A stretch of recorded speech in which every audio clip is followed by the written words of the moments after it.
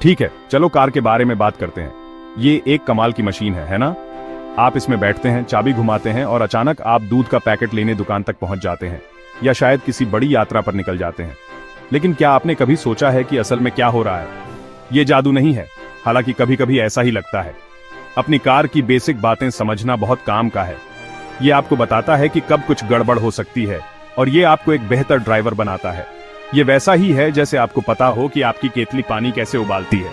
ये simple science है, लेकिन उस प्रोसेस को समझना अच्छा लगता है जिससे आपको सुबह की चाय मिलती है। अपनी कार को एक अकेली चीज मत समझो, बल्कि बहुत ही स्मार्ट पार्ट्स की एक टीम समझो जो सब मिलजुल कर काम करते हैं। हर हिस्से का एक खास काम होता है और उसे बिल्कुल सही समय पर करना होता है। अगर एक हिस्सा छुट्टी पर चला जाए तो पूरा सिस्टम रुक सकता है। ये कुछ एक ऑर्केस्ट्रा जैसा है। इंजन ब्रास सेक्शन है जो सारा शोर करता है और पावर देता है। पहिए परकशन है जो सड़क पर ताल बनाए रखते हैं। स्टीयरिंग कंडक्टर की छड़ी है जो पूरे परफॉर्मेंस को गाइड करती है। ये एक मैकेनिकल सिम्फनी है और आप हर बार ड्राइवर की सीट पर बैठकर इसके सम्मानित कंडक्टर होते हैं। इस छोटी सी गाइड में हम कार की मेटल की स्किन को धीरे से हटाकर अंदर के जरूरी हिस्सों को देखेंगे। हम डरावनी कॉम्प्लेक्स डायग्राम्स या उलझाने वाले शब्दजाल में नहीं फंसेंगे। इसके बजाय हम उन चीजों से आसान तुलना करेंगे जिन्हें आप पहले से जानते हैं। हम सोचेंगे कि हमारे पास एनिमेटेड ग्राफिक्स हैं जो हमें सब कुछ मोशन में देखने में मदद करेंगे। इससे सब कुछ एक ग्रीसी इंजन ब्लॉक को घूरने से कहीं ज्यादा साफ हो जाएगा। आखिर तक आपको अपनी ड्राइववे पर खड़ी इंजीनियरिंग की इस कमाल की चीज के लिए एक नई पहचान मिलेगी, और आपको अपने पैरों के नीचे क्या हो रहा है इसके बारे में बहुत ज्यादा कॉन्फिडेंस महसूस होगा। यहाँ का लक्ष्य आपको रातों रात मास्टर मैकेनिक बनाना नहीं है, बिल्कुल नहीं। इसमें सालों की प्रैक्टिस और अपनी पैंट पर तेल लगने की आदत लगती है। मकसद बस मशीन को समझना है।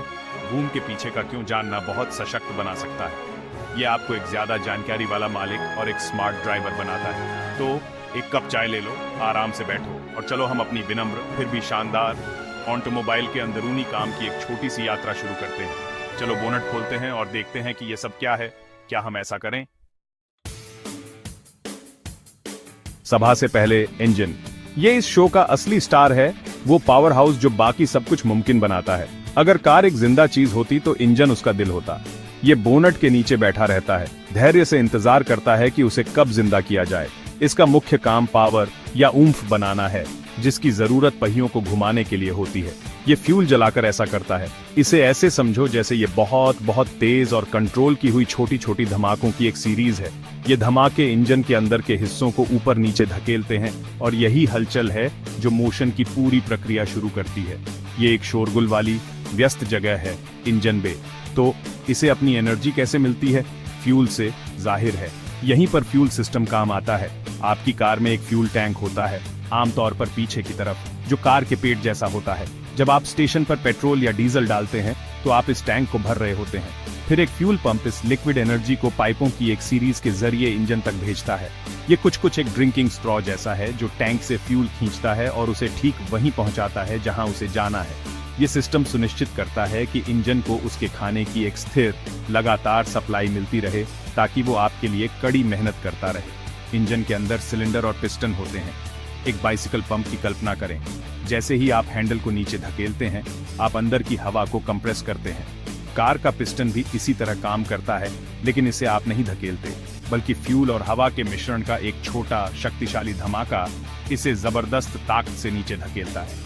ये हर सेकंड सैकड़ों बार होता है। ये सभी पिस्टन एक घूमने वाले शाफ्ट से जुड़े होते हैं, जिसे क्रैंक शाफ्ट कहते हैं। जैसे ही पिस्टन ऊपर नीचे होते हैं, वे इस क्रैंक शाफ्ट को गोल गोल घुमाते हैं, ठीक वैसे ही जैसे आपके पैर साइकिल पर गियर घुमाने के लिए पैडल धकेलते हैं। ये घूमने वाली गति ही वो पावर है जिसका इस्तेमाल कार करेगी। इस पूरी प्रक्रिया से बहुत गर्मी पैदा होती है। एक इंजन बहुत ज्यादा गर्म हो जाता है। यही वजह है कि इसे पिघलने से रोकने के लिए कूलिंग सिस्टम की जरूरत होती है, जिसमें एक रेडिएटर और कूलेंट होता है। इससे एग्जॉस्ट गैसें भी पैदा होती हैं, जो धमाकों से बचे हुए हिस्से होते हैं। इन्हें कार के पीछे एग्जॉस्ट पाइप के जरिए बाहर निकाला जाता है। तो इंजन एक शानदार आत्मनिर्भर मशीन है। ये फ्यूल लेता है, छोटे धमाकों से पावर बनाता है, उस पावर को रोटेशन में बदलता है और अपने कचरे को खत्म करता है। ये आपके वाहन का शोरगुल वाला धड़कता दिल है, जो आपकी यात्रा के लिए जोरदार शक्ति प्रदान करता है।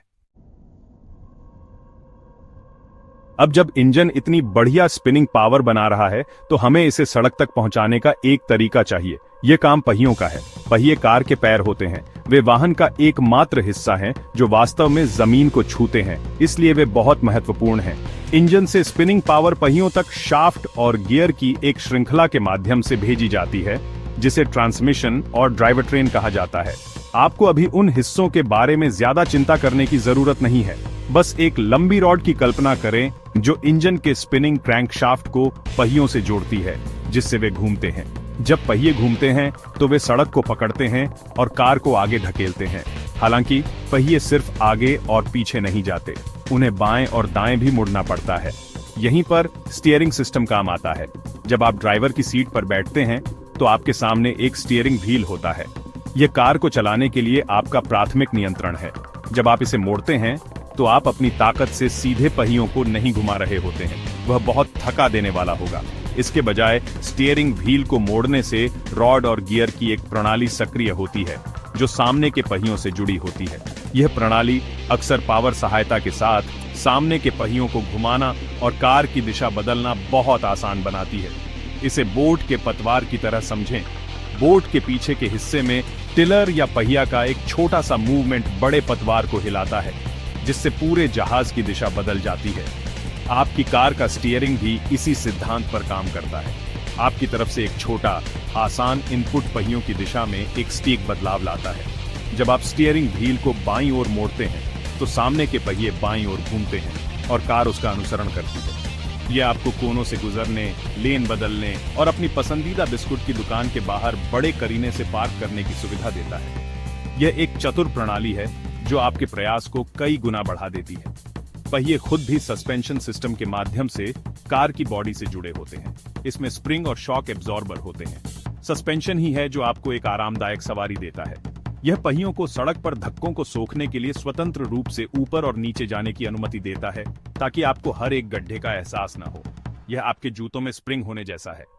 यह प्रणाली टायरों को सड़क की सतह के साथ मजबूती से संपर्क में रखती है, जो स्टीयरिंग और सुरक्षा दोनों के लिए महत्वपूर्ण है। तो पहिए, स्टीयरिंग और सस्पेंशन सभी मिलकर यह सुनिश्चित करते हैं कि आप नियंत्रण में रहें और आरामदायक रहें। कार को चलाना रोमांचक है, लेकिन उसे रोकना शायद सबा से जरूरी काम है। यह काम ब्रेक्स का है। आपकी कार के हर पहिए में एक ब्रेक लगा होता है। सबा से आम प्रकार डिस्क ब्रेक है। यह कुछ साइकिल के ब्रेक्स जैसा काम करता है।